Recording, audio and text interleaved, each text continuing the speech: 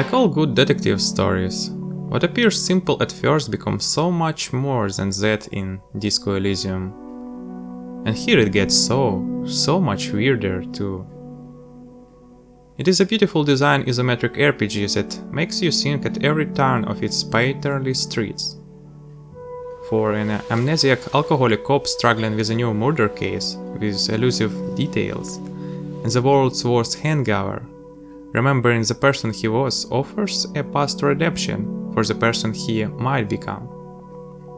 After all, memories that don't kill you make you stronger. Everything that surrounds this core mystery is far from simple. However, not least being that you kick things off with an almighty dose of hangover-induced amnesia. You can't even remember your name, let alone that you are a cop on a murder case. Memories can be painful.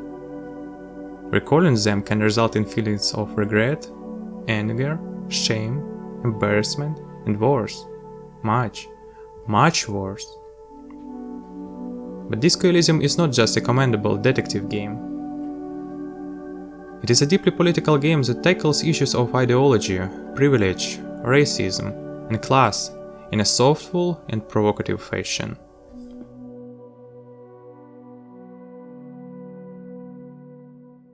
Their tongue is Dovahkiin, Dragonborn. The Elder Scrolls V Skyrim is a very big game, perhaps the biggest in terms of the actual square footage it covers.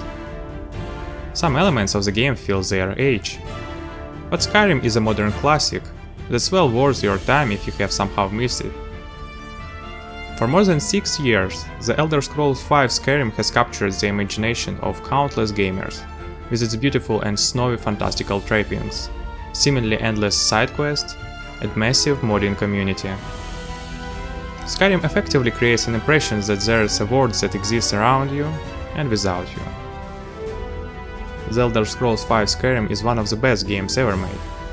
Years later, that continues to be the case. This adventure offers a rich world, densely packed with exciting things to do, as well as many occasions for creating lasting memories.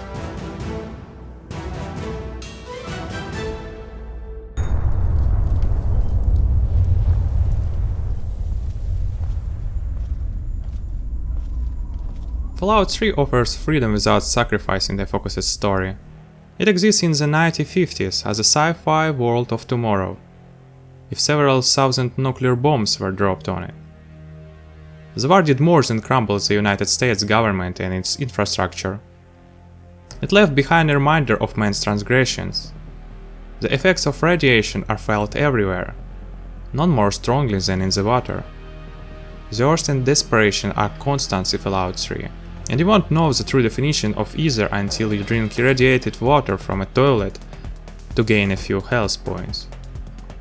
Such pressure could make even a good man do bad things. For those who are already bad, it provides the excuse to do great evil and take advantage of the weak. But as they say, karma is a bitch. The choices you make, be they good, evil or neutral, will have far-reaching consequences. Fallout 3 is a special video game, a bleak, twisted, yet utterly wonderful.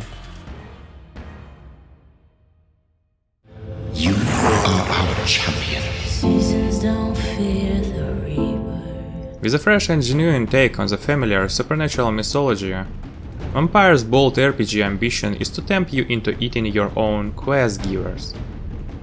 Beguiling the citizens of London and suffering the consequences of quenching your terrible thirst sets up some big choices that generally pay off.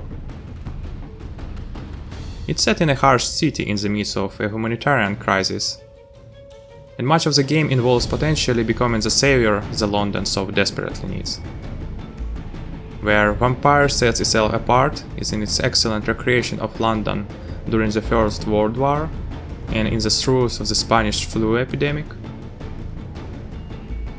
It's a gloomy, somber city, explorable through snaking alleyways, cobblestone courtyards, dingy sewers, and expensive buildings that combine with the moody string-heavy soundtrack to create a dense, sad atmosphere of a city on the edge.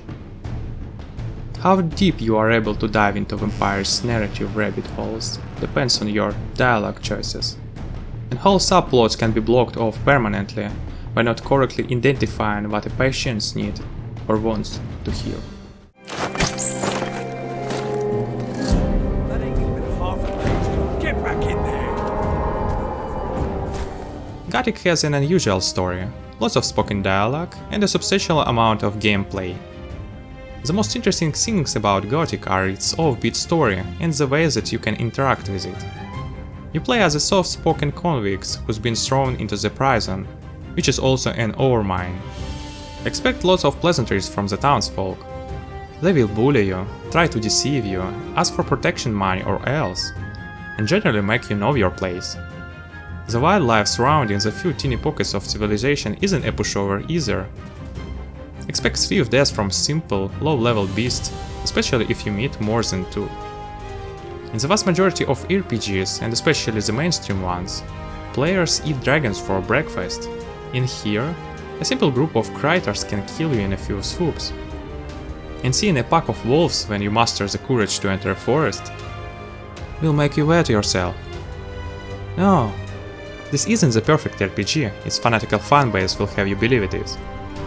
It is actually one that's hard to recommend to just anyone. In the end, none of these matter. Gothic, like all Call games, is a love or hate kind of deal.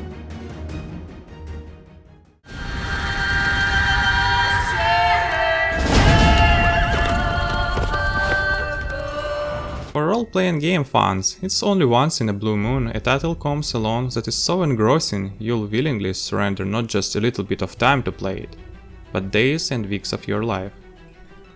The Witcher 3 has massive world, gorgeous landscapes, balanced gameplay, and story are all compelling enough to hook you and keep you there. When it arrived back in 2015, there was no game of the same epic scale as The Witcher 3.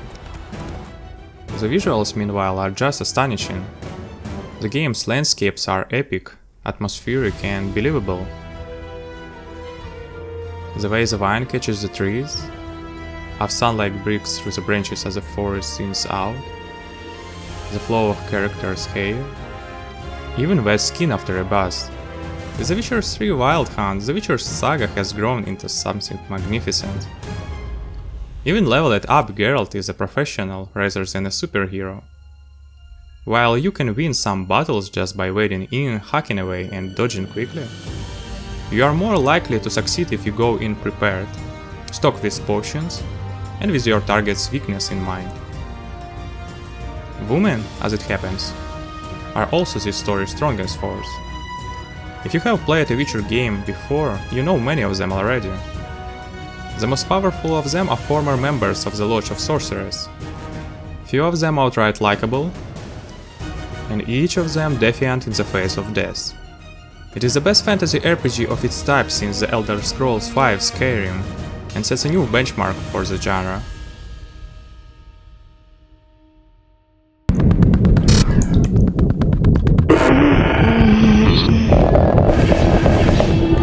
Wanna come play with me?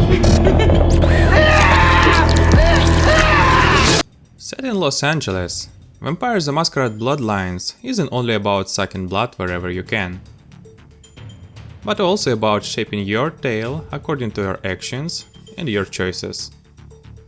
The characters are the primary appeal of Bloodlines, with all of them exaggerated, but still somewhat believable.